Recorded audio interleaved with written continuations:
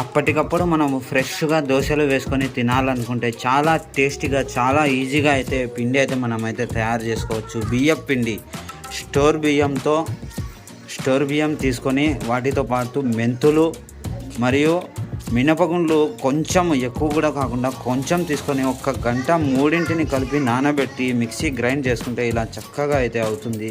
Water అయితే ఎక్కువ వేయకూడదు దీంట్లో. చాలా నీట్గా చాలా మృదువుగా అయితే వస్తుంది పిండి అయితే. హోటల్లో కంటే ఇంకా చాలా టేస్టీగా అయితే దోశలు అయితే మనకు ఇక్కడ వేసుకోవచ్చు. మనం ఆ రెసిపీ అయితే నేను మీకు చూపిస్తాను. ముందుగా మనం పెనం మీద కొంచెం ఆయిల్ వేసుకొని ఉల్లిగడ్డ తీసుకొని మొత్తం దానికి అప్లై చేయాలి. వాటర్ వేయకూడదు, హోటల్లో లెక్క పురకలు తీసి కొట్టకూడదు పెన్నానికి. ఇలా నీట్గా చేసుకున్న తర్వాత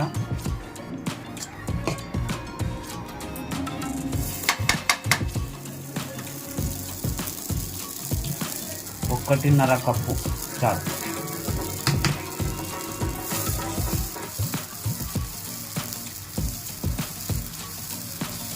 నీట్గా అప్లై అయితే చేసుకోవచ్చు మనం.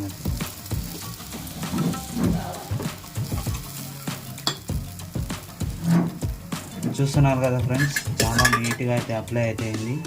దీని మీద కొంచెం లైట్గా ఆయిల్, ఎక్కువైతే ఆయిల్ అయితే వేసుకోకూడదు మనం. దాని తర్వాత మనం వచ్చేసి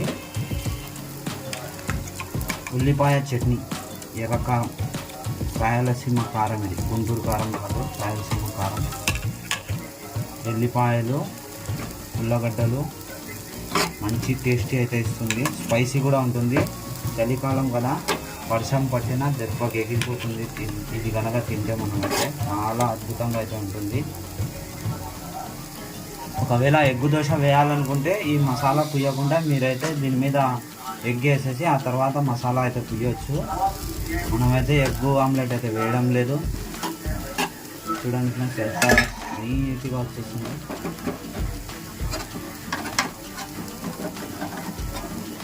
తీయడం కూడా చాలా నీట్గా నిదానంగా అయితే మనకైతే వచ్చేస్తుంది. లైవ్ షో మొత్తం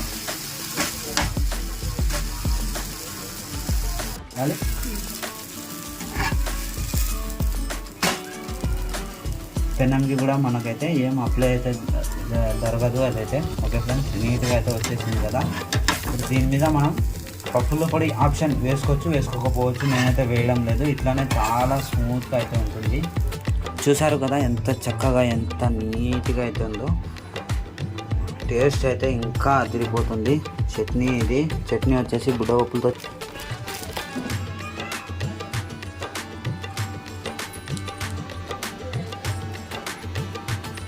అచ్చ తెలుగు ఆంధ్ర స్టైల్.